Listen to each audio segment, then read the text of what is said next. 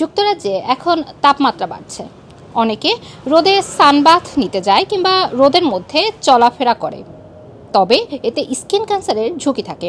2024 সালে যুক্তরাজ্যে প্রায় 20,000 মানুষ স্কিন ক্যান্সারে আক্রান্ত হয়েছে। 1990 সালের পর থেকে ব্রিটেনে স্কিন ক্যান্সারের সংখ্যা দ্বিগুণেরও বেশি বেড়েছে।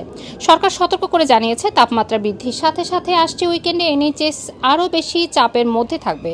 তাই রোদে গেলে নিজের যত্ন নেওয়া অত্যন্ত গুরুত্বপূর্ণ। অতিরিক্ত সানবাথ নিতে গেলে রোদে পুড়ে যেতে পারে, এতে ত্বক লাল এবং কালশিটে হয়ে যায়। কার্ডিফ অ্যান্ড ভ্যাল বিশ্ববিদ্যালয়ের হেলথ বোর্ডের স্কিন ক্যান্সার বিশেষজ্ঞ ডাক্তার র্যাচেল জানিয়েছেন, রোদে ত্বক পুড়ে যাওয়া এক ধরনের প্রদাহ। এটি সূর্যের আল্ট্রাভায়োলেট বিকিরণ থেকে তৈরি হয়। আল্ট্রাভায়োলেট রশ্মি যখন ত্বকে প্রবেশ করে তখন এটি একটি প্রদাহজনিত প্রতিক্রিয়া সৃষ্টি করে।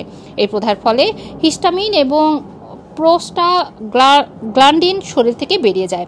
শরীরের রোগ প্রতিরোধ ব্যবস্থা ঠিক রাখা, শরীরকে আঘাত এবং অসুস্থতা থেকে রক্ষা করে এই হিস্টামিন এবং হিস্টামিন। তাই এইগুলো বেরিয়ে যাওয়ার ফলে ত্বকের প্রদাহ বাড়ে, লালচে ভাব তৈরি হয়, এমনকি এর ফলে DNA-র স্থায়ী ক্ষতি করে। এভাবে শরীরের স্কিন ক্যান্সারের ক্ষেত্র তৈরি হয়।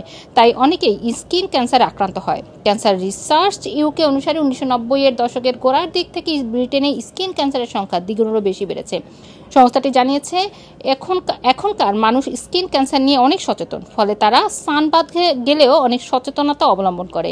কিন্তু বয়স্ক ব্যক্তিরা এই ক্যান্সারে বেশি আক্রান্ত হয়, কারণ তারা অল্প বয়সী থাকার সময় সানলাইটের বিপদ থেকে সচেতন ছিলেন না। তাই ক্যান্সার মোকাবেলার চ্যারিটি প্রতিষ্ঠান ম্যাকমিলান সান প্রোটেকশন ফ্যাক্টর সহ সানস্ক্রিন ব্যবহারের পরামর্শ দিয়েছে। রুমানা রাখি, রান্নার টিভি, লন্ডন।